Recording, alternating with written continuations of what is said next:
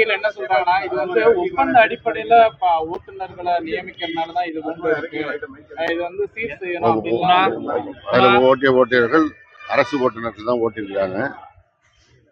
அதாவது ஒரு இடைக்கால பணி எல்லா அரசிலையும் நடப்பது. இப்பொழுது வந்து பணிக்கு ஓட்டுநர் நடத்தின எடுப்பதற்கான இன்டர்வியூலாம் நடைபெற்று அந்த ப்ராசஸ் போயிட்டு இருக்கு. 3000 பேரை பணிக்கு எடுக்கிறோம்.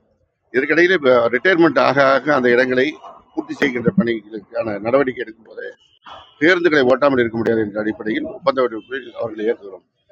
அவர்களை அரசு நேரடியாக எடுக்கின்ற ஓட்டுநர் நடத்தினர் பணிக்கு வந்தவர்கள் அவர்கள் விடுவிக்கப்படுவார்கள். இது வழக்கமான ஒரு நடைமுறை தான். தொடர்ந்து இல்ல, ஒரு நிமிஷம். தென்காசியில் நடந்தது தனியார் பேருந்து,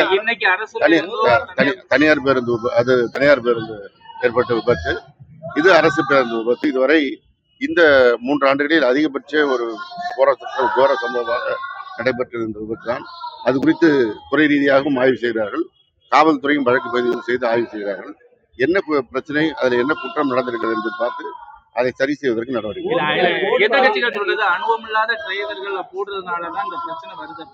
அதாவது பணிக்கு எடுக்கிற போது அவர்கள் எத்தனை வண்டி ஓட்டினவங்க, வண்டியை ஏற்கனவே எவ்வளவு காலம் இயற்கை இருக்கிறார்கள், இப்போ எப்படி ஓட்டுறாங்க எல்லாம் பார்த்தா எடுக்கிறது.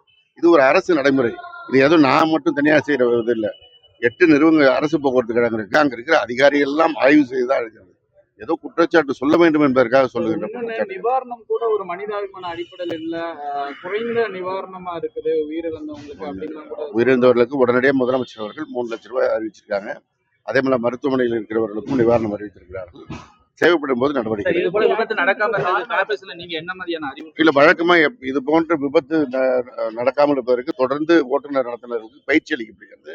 அவர்களுக்கான வகுப்புகள் நடத்தப்படுகிறது. இது வந்து தொடர் நடவடிக்கை. இதுக்கு ஒரு விபத்து நடந்தாதான் இல்லை, எப்பொழுதும் நடைபெறுகின்ற நடவடிக்கை. அவை இன்னும் சிறப்பான முறையில் நடத்தப்படும். அதாவது பணிச்சுமைங்கிறது வந்து இந்த நீண்ட பேருந்துகளை வந்து நேற்று கூட ஒருத்தர் குற்றம் சொன்னாரு. மக்கள் வைக்கிற கோரிக்கை நீண்ட பேருந்துகள் அவர்கள் ஊர்ஜிதமாக இது போன்ற ஓட்டுநர் நடத்தினர் பணியில் இருக்கிறார்கள். ஏதோ ஒரு அஜாக்கிரதை காரணமாக நடைபெற்றிருக்கிறது. என்ன என்று ஆய்வு செய்தால் அதற்கான தீர்வு எடுக்க